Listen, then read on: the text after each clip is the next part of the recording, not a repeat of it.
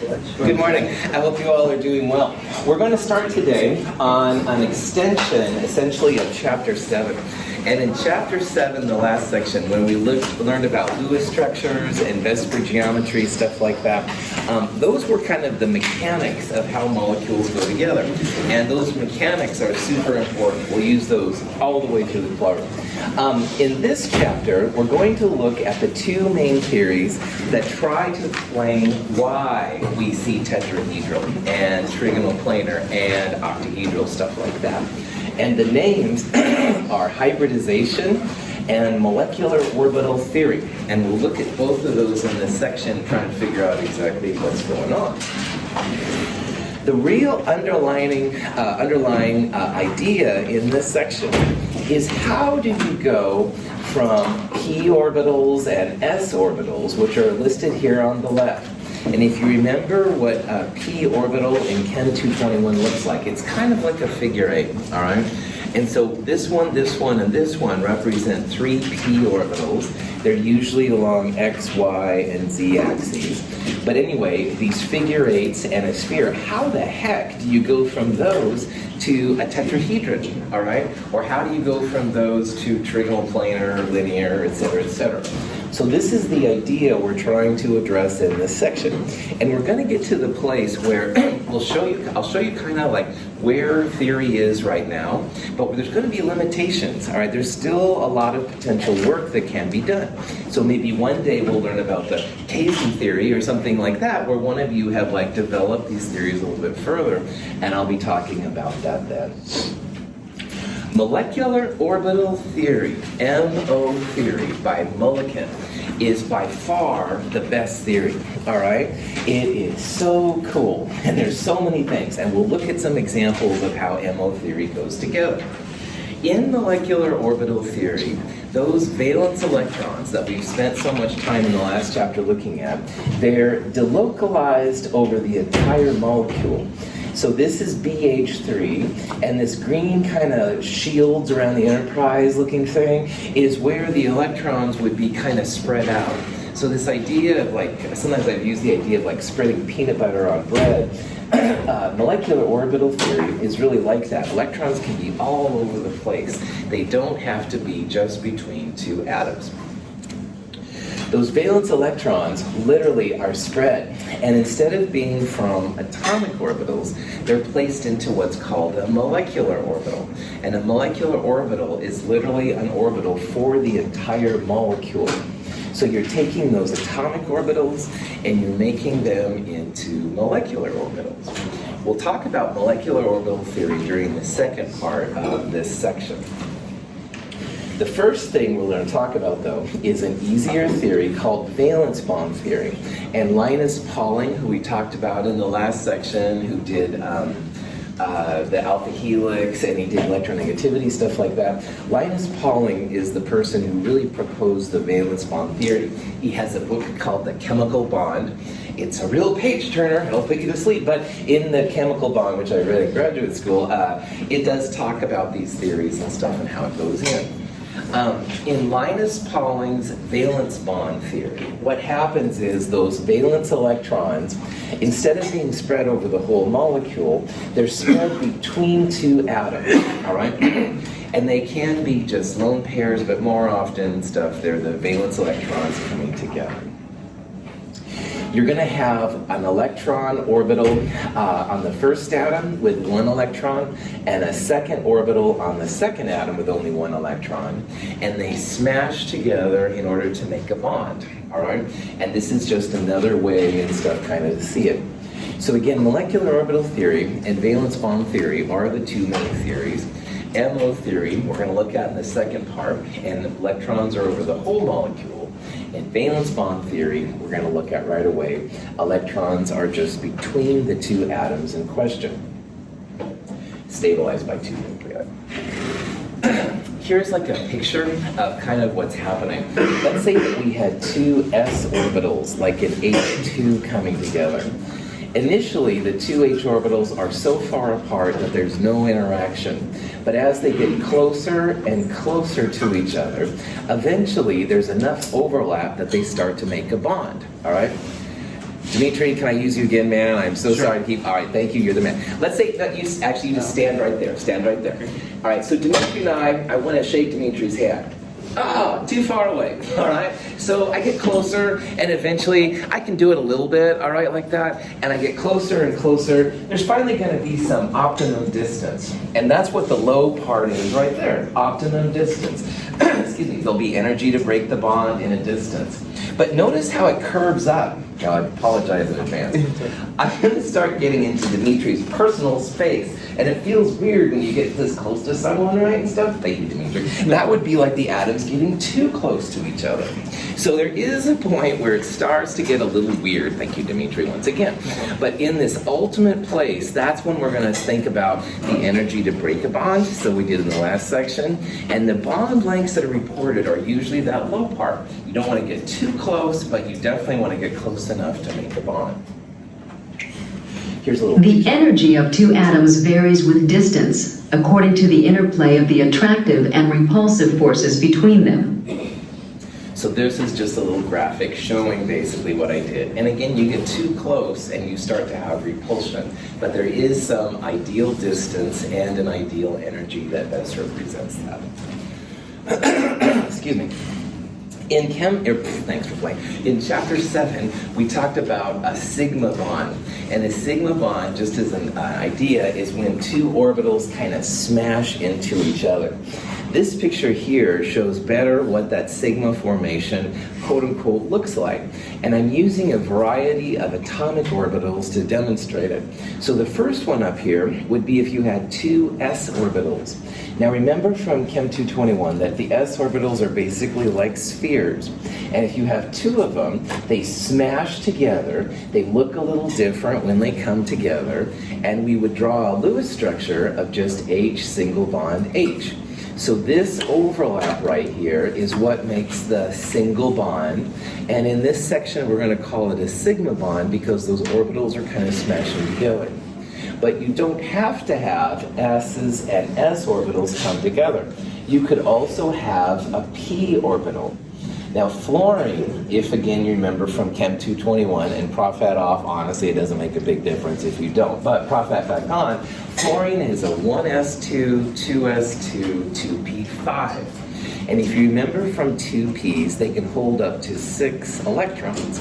So if fluorine is 2p5, it has one p orbital, which is right there, with only one electron.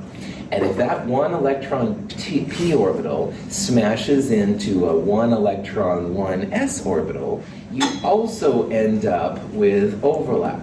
So the black is like the nuclei. So you can see that the overlap would be kind of right there. And we would draw this sigma bond, again, as just an HF. This one down here is if you had two 2p orbitals with 1 electron each, they smash together, you end up with more electron density in the middle. This would be F2. Okay, so what we do, we know about sigma bonds. How the heck are you going to justify, though, going from spherical S's and figure 8 P's into something like a trigonal planar? All right? And that's the $10,000 question right now. Because if you had just a ball and a figure 8, I mean, it would be difficult to rationalize why you would end up with 120-degree angles. It's a flat molecule, stuff like that. And we're going to talk about valence bond theory first in terms of this boron trifluoride molecule. It's a good way to kind of segue in to what valence bond theory is all about. Okay, so in valence bond theory, like molecular orbital theory later, we're trying to justify like how you can go from spheres and figure 8s into something with 120-degree angles that's flat. How can we mix the s and the p orbitals together to give the trigonal planar geometry? And Pauling, in his book and through his theories, came up with this idea of what's called hybridization. And hybridization just means like mixing. If you mix the right kind of orbitals together, you're going to end up with energies which are all the same. And if the energies are all the same, they're going to try and get as far apart from each other as they can. These hybrid orbitals are all going to be the same energy, and because they're, again, big negative electric sources and stuff, and negatives repel, they want to get as far apart from each other as they can. So Pauling rationalized through some calculations, but also some theory, that the atomic orbitals essentially mix, right? They mix together. So like 2s and 2p, or 1s and 2p, or something like that. And these resulting orbitals, which he called hybrid orbitals, are going to be in the right geometry. Here's kind of a picture of how this goes. In Pauling's valence bond theory, it's the central atom which changes. So boron is a 1s2, 2s2, 2p1 atom. It's got 5 electrons. The 1s2 are core electrons. Boron in group 3 has 3 valence. Those valence electrons are the 2s2, 2p1. And again, if Chem 221 is a distant memory to you, it's okay. I promise it's okay. S orbitals are 1 and p orbitals are 3. And so when you put the electrons in boron, the 1s2, which are core, are ignored here. The next 2 go in the 2s, and there's 1 more in the 2p. And we kept the 2p for last because it was a little higher energy than the 2s. But when you make a molecule, you don't have this energy distinction anymore. All 4 of these orbitals, arguably, are hybridized. And that just means that they're mixed together. All right? And if they're mixed together, they all end up at the same energy. And if they're all the same energy, then 1 electron goes in each orbital. We're going to see in this one there's an unused p. We'll talk about that later. But for right now, we've got all these orbitals with 1 electron each. And they're going to try and stay as far apart from each other as they can. Notice this nomenclature. These 3 orbitals here came from 1 part s and 2 parts p. Like 2 of the 2p and the 1 2s created these orbitals right here. And in valence bond theory, these are called sp2 orbitals. And I like to think about it as 1 part s and 2 parts p. But they don't go s1p2, they just call it sp2. These orbitals are called sp2 hybrid orbitals. So if you mix these together and you do a little math, this is what the sp2 orbitals, quote unquote, look like. They've got some kind of mathematical formula and they graph it out. And you can see here how each of them has 1 electron and they want to stay as far apart from each other as they can. So the trigonal planar geometry is the result of the central atom hybridizing. And when it hybridizes, you end up with 1 electron in each orbital. That's where the trigonal planar comes from. So if you have to think about valence bond theory, here's the idea, all right? It justifies why we see trigonal planar, in this case, tetrahedral and others. It takes 1s and 2 p's to make these orbitals, which are called sp2.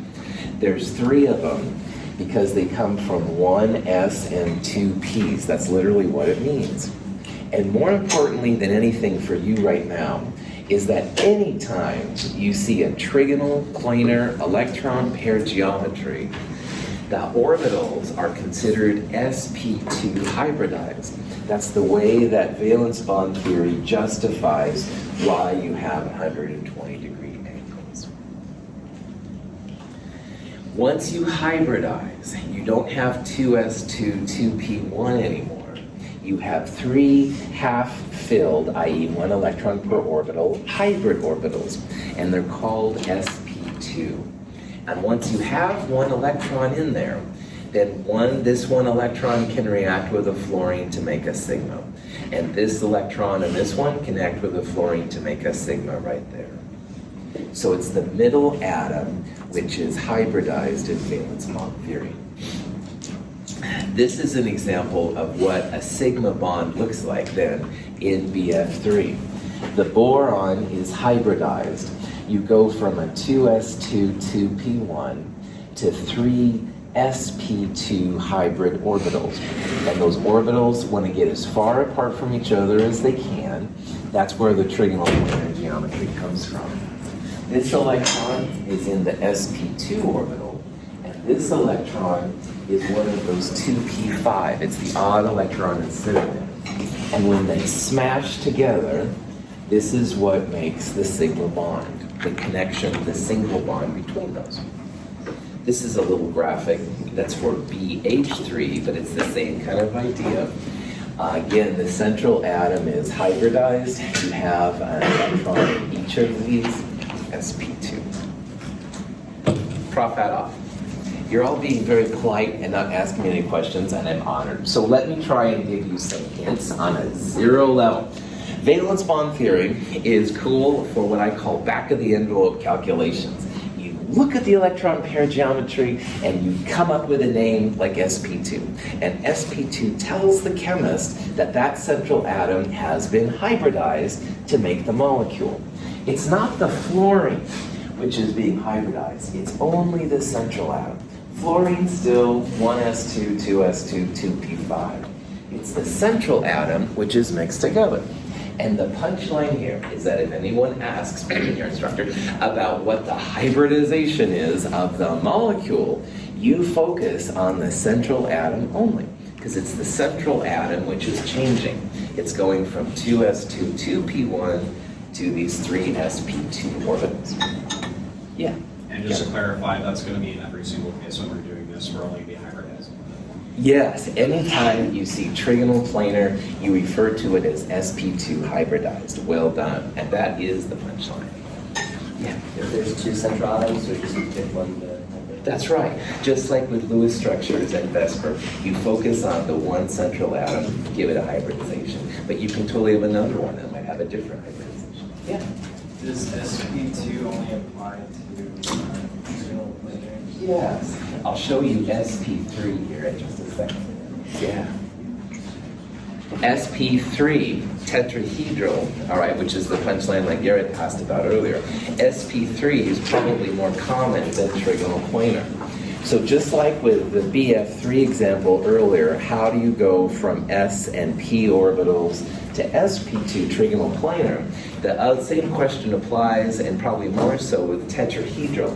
Like, how the heck do you go from big spherical s orbitals and figure eight p orbitals into a tetrahedron, into angles that are 109 degrees? And so with valence bond theory, we need something to justify where these things come from. Now with carbon, if you remember, was 1s2, 2s2, 2p2. And on this one, I'm actually going to write it out here. 1s2, 2s2, 2p2. What's the name of these two electrons in the Lewis structure stuff we've been doing? Core? Core, thank you.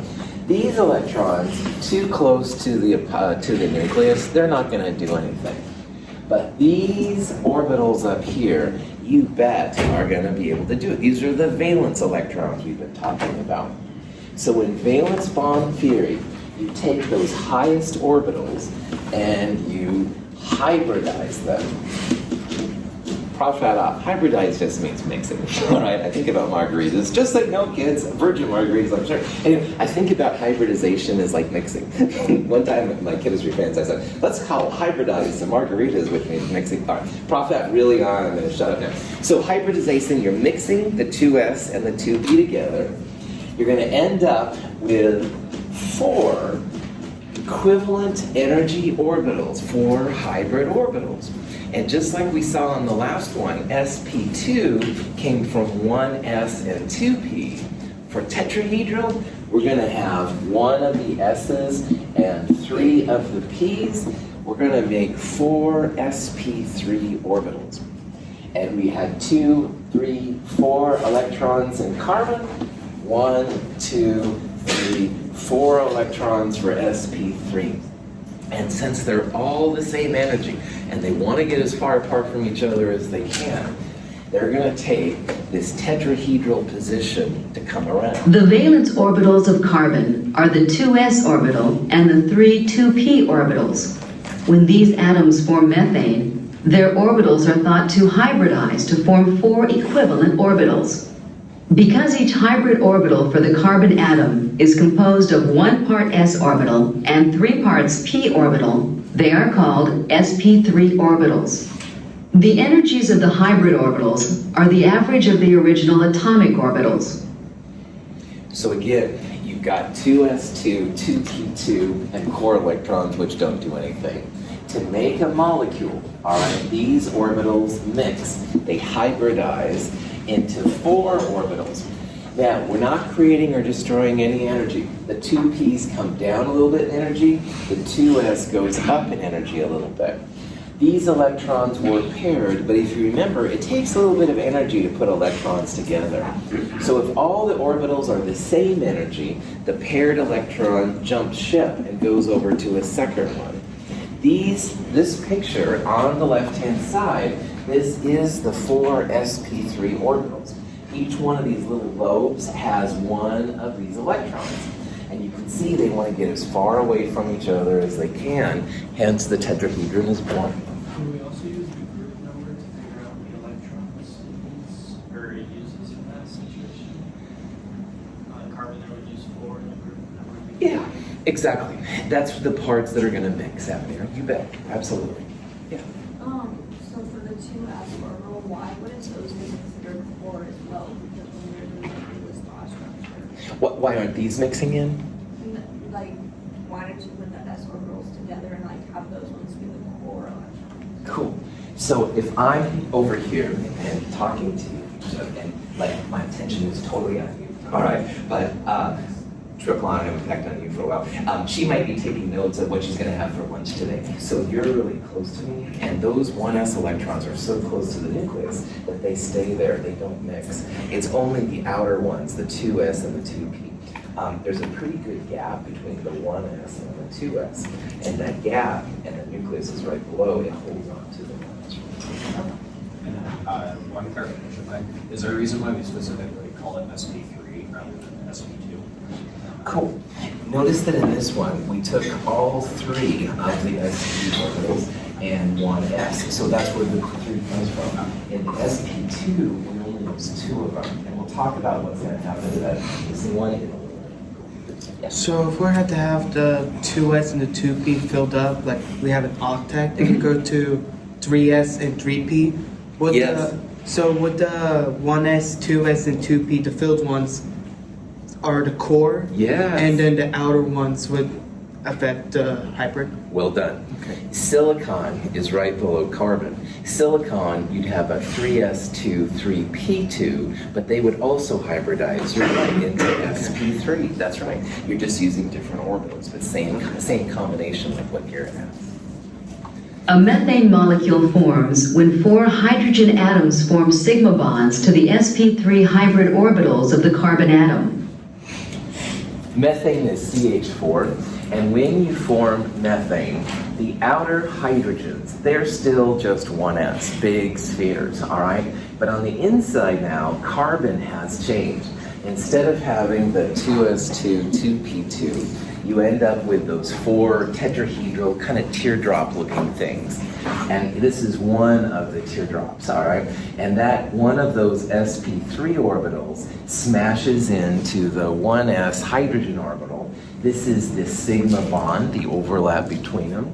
So when you draw a line like that, all right, it's coming from one sp3 orbital on the central atom and a 1s orbital on the hydrogen. They smash together, make those nice single bonds, tetrahedral. This is kind of an overview of what just happened, all right? Here's carbon, a 2s2, 2p2. But even though the one orbital is empty, you can still draw the 2p orbitals. Remember, s's are basically spheres, and the p's are always kind of like figure eights. And when they're hybridized to make a molecule, The 2s orbital goes up in energy a little bit, and the 2p's come down. So you end up with 4 what they call degenerate, which means they're all the same energy, 4 same energy orbitals. And these are called sp3, like Garrett asked about, because it comes from 1s and 3 p's. It's not s1p3, just sp3, chemists are lazy. But they're all the same energy, and they all have 1 electron. So then hydrogens, these little blue orbitals here, with their 1s orbitals, come up smashing into the sp3 orbitals, making the CH bonds that we would draw in the Lewis structure. So again, if all of this is a little strange, all right, the important part is that you focus on the electron pair geometry of the molecule. And in this case, carbon is tetrahedral. And regardless if it's tetrahedral from carbon or silicon or anything, it's going to be the result in valence bond theory of an sp3 hybridization. So then how would the D block work? We'll talk about that. Okay. But for right now, I want to push this idea of how simple really it is for a valence bond. You look at the electron pair geometry to get this thing right here, which is called the hybridization, all right? Now, ignoring this column over here for a second, we've looked at these two right here. Anytime you see trigonal planar, anytime you see trigonal planar, it's the result of a 2s and a 2p, or 3s and 3p, whatever you're talking about. But those are smashing together to make sp2 hybridized orbitals. Tetrahedral is always the result of sp3. And you can do a similar analysis for linear, which is an sp. Dimitri asked about the d orbitals. If you have a trigonal bipyramid, you end up with what's called sp3d, sometimes called dsp3, and the octahedral sp3d2, again sometimes seen as d2sp3. The D's just mean that you're mixing in a d orbital as well, all right? You're going to have sulfur, silicon, phosphorus, those kind of things. You wouldn't have it with carbon. Carbon doesn't have any d orbitals to pull on. Now, also I want you to focus over here. In the sp2 analysis we did earlier, boron had an extra p orbital. And we're going to talk about what that means here in a little bit. The linear ones are going to have 2 of those. These guys, it's something else we'll talk about later. So again, punchline, electron pair geometry tells you not only what the angles are going to be and stuff like that, but now it also tells you hybridization, what those central atoms are doing. So, ammonia is NH3, all right? Ammonia, nitrogen and stuff with 3 hydrogens around it. Does anybody know, off the top of their head, what the electron pair geometry is for ammonia? Tetrahedral. Tetrahedral, well done. Nitrogen has a lone pair on it. There are 3 bonds to hydrogen. So when you have 3 bonds and a lone pair, it's tetrahedral. If I asked you what the hybridization was of the central atom, all right, or what hybrid orbital set, same kind of question, what do you say for tetrahedral? sp3. sp3, all right? And again, it doesn't matter if it's carbon, or nitrogen in this case, or silicon, or anything and stuff. Tetrahedral means sp3. So when we talk about orbital hybridization, we would be talking about the electron shape, not the molecular geometry? That's right, that's right, that's right. The electron pair geometry, electron shape, that's for geometry. Other questions? Okay, here's just some more examples of different combinations. This one right here is BeCl2. Beryllium can go under the octet, and when it mixes with chlorines, the middle atom is the hybridized one. And again, notice it's linear, so linear is always sp hybridized. In boron trifluoride, which we saw earlier, boron, which can also go under the octet, boron is in a trigonal planar electron pair geometry. That means that your central atom boron is sp2 hybridized. And then finally, if you have something that's tetrahedral, methane, ammonia, water, whatever, all right, Anything tetrahedral EPG, we will refer to as sp3 hybrid orbitals. So here's an example of a type of problem you might see. This is glycine, and what I want to do is we're just going to go kind of clockwise here, and I want you to tell me what the hybrid orbital set or the hybridization is of the focused central atom. So this first question, what is the electron pair geometry around that nitrogen?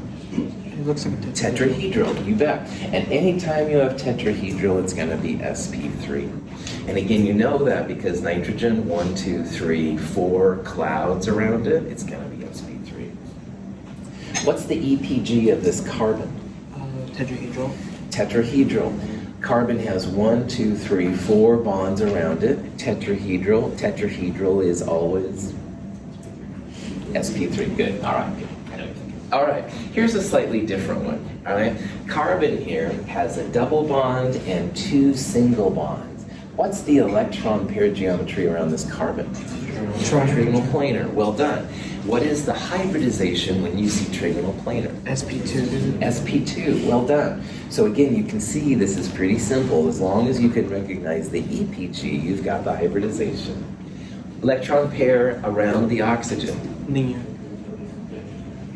Or bent. Tetrahedral, good, that's right. This one has 2 lone pairs and 2 bonds. And anytime you have 4 bonds, remember it's going to be tetrahedral. It can look linear, all right, I totally dig it. But this one is actually then a tetrahedral thing. And tetrahedrals, like all of them, sp3. Does the carbon not have 4 bonds? Carbon has 1, 2, 3 bonds to atoms.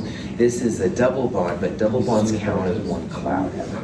So around this carbon, you'd say there's 1, 2, 3 big things that would be trigonal planar. Doubles and triples count as like 1 big cloud.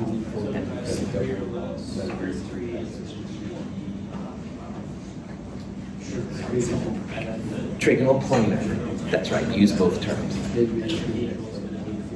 That's right. Exactly. Matthew.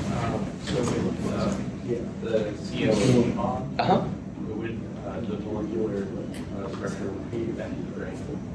Triangular, right? Molecular would be bent, and the electron pair geometry would be tetrahedral around oxygen. Yes. Did you say the last oxygen could also be continued?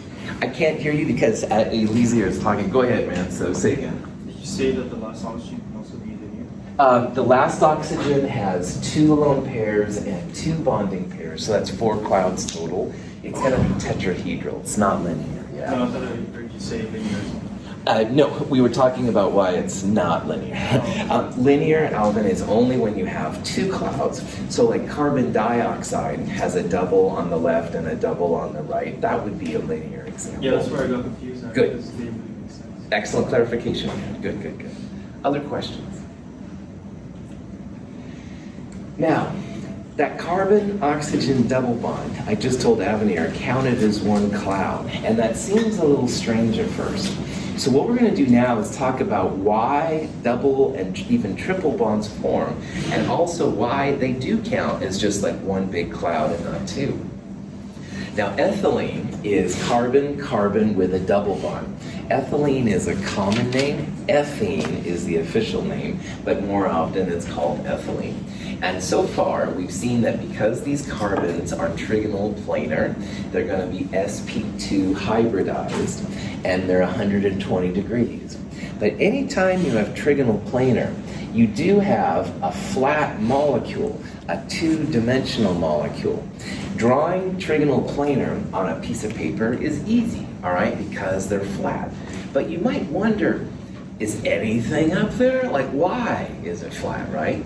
And this is what we're going to talk about right now. The sigma bonds in ethylene come from the overlap of sp2 hybrid orbitals, 1 from each carbon atom. If you look at just the single bonds in ethylene, this is what the single bonds would look like. So that's the carbon-hydrogen single bonds. It's also the carbon-carbon single bonds. And single bonds are almost always sigma bonds. So they smash orbitals together to get overlap. This is the sigma single bond. This is the single bond between carbon and hydrogen. Notice again the 3 sp2 hybrid orbitals that come from the carbon. This is the 1s orbital on the hydrogen. So this is like the sigma network. And you're going to see why in a little bit. I'm going to call this the meat of the sandwich. Now, I'm a vegetarian, so I have to make an announcement that I only eat vegetarian meat, so I'm sure that all my references to meat here are going to be vegetarian. However, if you don't have these kind of qualifications, you can call the meat whatever you want. But I am going to call the sigma bonds the meat of this molecule. Why do I call it meat? Good question. There's an unused p orbital on the carbons in a trigonal planar, just like there was an unused orbital on the boron in BF3. And when you make a double bond, when you make that second bond, which has the official name pi bond, that second one is a direct result of those empty 2p orbitals. And it's a fascinating thing. Dimitri, can I have your help again? I'm so sorry, man. All right, Dimitri, you're the man. Now, I'm going to use Dimitri. All right, this is like a single bond. This is the sigma bond. Now, pretend I'm still shaking his hand.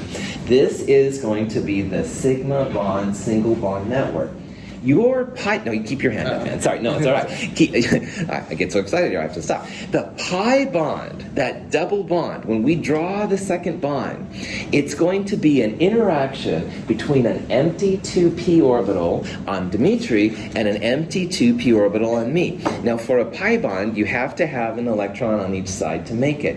But what happens, I called it the meat earlier, pi bonds are like bread over the sandwich. So when I said earlier that it was a meat thing, and I'm sure it's vegetarian, maybe you can say other things about it, that's because Dimitri's hand, the sigma bond, is like the meat. And the pi bond is going to be like the bread over the sandwich. It's the coolest thing. That's why these molecules are flat. There's an invisible pi bond. And the pi bond is both above and below the sigma meat of these sandwiches. Thank you, but I may need your hand in a second. So, let's go back to our atomic diagrams. Carbon, 2s2, 2p2. You hybridize it for a trigonal planar system. You're going to have those 3 sp2 orbitals like we saw with boron. But carbon has one more electron. And that's going to go in that empty 2p orbital. Now for boron, we just left it as is. We didn't do anything with it. But oh yeah, we're going to do something with carbon. Now this gets kind of messy, all right? But what happens is blue here is trying to represent that empty 2p orbital. And it's a little bit above and below, that's important, above and below. The meat, quote unquote, is the gold orbitals, the sp2 orbitals. And because it's a little above and below, with one electron, it's going to make a bond, a pi bond, with another piece of bread, if you will, on the other carbon. And it's going to be both above and below the plane of the molecule. The pi bonds arise from the overlap of unhybridized p orbitals, one on each carbon. Note that pi bonding electrons are found in a region above and below the sigma bonding region. So when that extra 2p electron on carbon A and the second unused 2p electron on carbon B come together, they make this thing. This is the bread. This is the pi network. And it literally is above the meet the sigma bond. So Dimitri's hand, once again, would be like between those. These were my hands. One pi bond has two parts. It's two pieces of bread. One electron above, one electron below. But you can see how it kind of covers it. That's why we're seeing all these molecules as flat. The pi bonds, if you will, protect it from other things. But this is also going to be the source of attack when things come around. When we look at both sigma and pi bonds, we see that the CH2 fragments are coplanar and that ethylene is a flat molecule. Now, this diagram shows the whole sandwich, all right? So again, I'm getting too excited here, I know. But anyway, this part in the middle is the meat, all right? And again, you can do whatever. Anyway, this was Dimitri's hand. It's literally the sigma network between them. Now, this part, which is both above and below, it looks like two pieces of bread. That whole double bread system is a pi bond, all right? It's above and below the molecule. It's keeping it. So here's like a better picture of the bread. The gold is the meat, and let's use official terms. This is the sigma bond, and this is the pi bond. So when we draw Lewis structures that look like one of these two, that double bond has a sigma meat in the middle, the one pi, the bread above and below. Wow. They've actually seen these things, electronic current and stuff running around in mechanisms and stuff. It's totally cool. A lot of the reactivity then for double bonds is going to be from the pi electrons because those are the first ones to get hit. So the hydrogen, the four hydrogen are considered the bread. No. The hydrogen is part of the meat out here. And although this bread covers it a little bit, Alicia, really the bread is mostly around this guy right here. This is just a regular single bond. It doesn't have the double bond. Like we wouldn't draw like a carbon-hydrogen double bond. If we would, then it would have like its own bread over it. Officially, all right, the bread is only supposed to be over these two, and it does overlap a little bit and stuff. Good question. Triple bonds. Dimitri, one more time. I need somebody else. Brian, can you help us out here, man? Oh, sorry, Brian. All right. I need you to stand up. You got to come down here, man. All right. I apologize this for everybody here. Brian, you're like, I know. Now, Dimitri, still going to be the meat of our sandwich. That's the single bond. Brian, I need you to be the bread like I was earlier. Thank you. Brian is like what I was earlier. It's the first pi bond. So this right here, classic, all right, double bond. Triple bonds, blowing your mind. Bread is above and below the sandwich. This triple bond is like a super sandwich. Brian, I apologize in advance, but I'm going to get close to you. A triple bond, sorry man, a triple bond is to the left and the right of the sandwich. So you've got bread above and below, the first pi bond. You've got bread to the left and the right, the second pi bond. It's all one big thing. Triple bonds are so electron dense because you've got one pi bond here, one pi bond here, the sigma bond in the middle. Thank you guys, I appreciate it, I'm so sorry. So triple bonds are really cool. So early, yeah, you're the man. Avenir asked earlier about double bonds, triple bonds as one cloud. Now hopefully you can see why. All those electrons stacked right on top of each other. Single, double, triples, all one big cloud. Because all the electron density is right here. So this thing right here is acetylene/ethine, has two names, we'll talk about that later. The Lewis structure, triple bond between them, all right? This part right here is the meat part of the sandwich. This was Dimitri, all right? You've got the two carbons. Here's the sigma bond between them. Now, along with Alicia's comment earlier, this is also a sigma interaction between the carbon and the hydrogen. It's not really part of my super sandwich idea I'm pushing, but that is something there. These are the breads, all right? The two pi bonds. A triple bond is one sigma and two pi bonds. One of the pi bonds is a traditional sandwich bread, above and below the sandwich. The other one, you have to use your imagination a little bit, but it's like bread to the left and the right. So Dimitri's meat in the middle, piece of bread, first pi bond top and bottom, second pi bond left and right bread, if you will, three bonds all together. So you make a burrito. Yeah, that's true. You could like roll one up or something like that. I'm totally in favor of that, man. Yeah. Is there significance why the first pi bond is on the top and the bottom of the second? Oh, everything Or is that just perspective? just a perspective.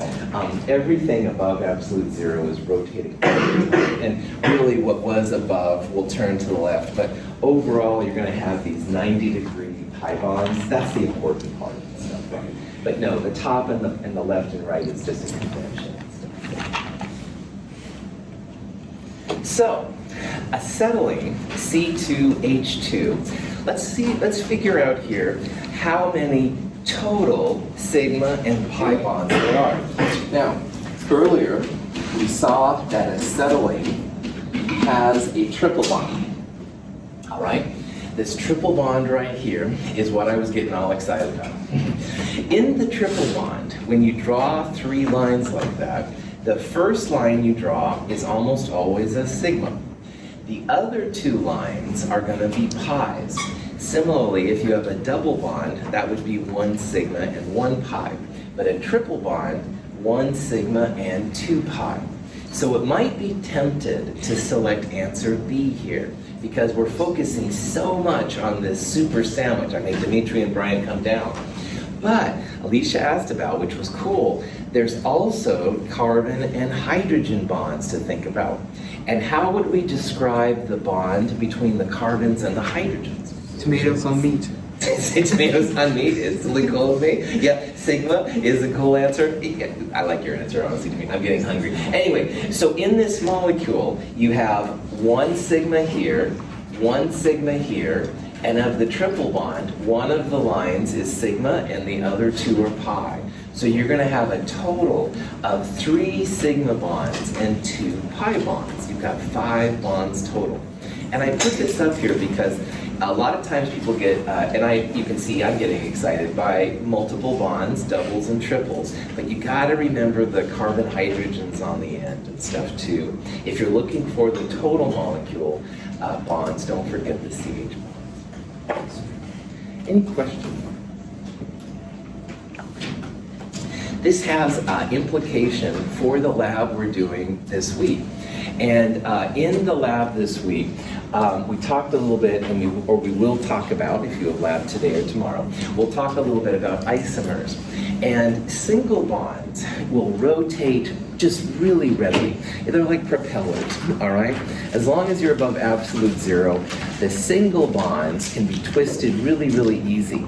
But when it comes to a multiple bond, like a double bond, you can't twist.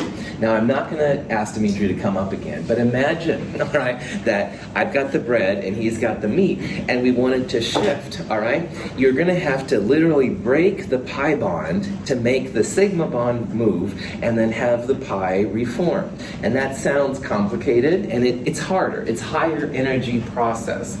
So what that means is that double bonds are pretty steadfast. They're not going to twist around. Sigma bonds will move all around. Lot of isomers possible, different configurations when you have double bonds. All right, and some of you saw that yesterday. Here's some pictures. The carbon-carbon double bond prevents the ends of the 2-butene molecule from rotating freely relative to each other. As one end rotates, the energy of the molecule increases greatly because the carbon-carbon pi bond must be effectively broken. That is, there is a large energy barrier to rotation around the carbon-carbon double bond. Butane can rotate easily about its carbon-carbon single bond because the atoms of its methyl groups repel each other rather weakly. Rotation about this bond is accompanied by a small energy barrier and occurs readily at room temperature. The two sides of the molecule are therefore constantly spinning with respect to each other. It's hard to tell kind of from the animation, but I'd like you to look at the y-axis. Top to bottom is roughly 200 kilojoules here, and top to bottom here, 60 kilojoules, we'll say. So this is a bigger y-axis than this one is right here. And what this is telling us is that this compound with a double bond, it's harder to rotate it. It's going to take a lot more energy. This molecule has all single bonds. It's much easier to rotate around. So those single bonds literally are like propellers on a boat. They'll rotate like crazy. Double bonds, though, much harder to get them to move. We'll talk about these names in the next section. An ENE usually means double bonds, and an ANE usually means single bonds. And the single bond systems are just easier to move around than the double bonds are. So today, we've done two really cool things, well, always cool things, but one thing is that we saw how you look at the electron pair geometry to describe the hybridization, which is the valence bond part. And the other part, which I think is so important, is you've got a better, hopefully, idea now about what a double or a triple bond is. And they're hard to rotate because you have to break that bread to make the meat turn around or something like that. So hopefully that's being a little bit better. On Friday, we'll start talking about molecular orbital theory, which is the other competitor in the field. But for right now, let's call it. We'll do MO starting on Friday. Have a good day. Thank you, Dimitri and Brian, for being here.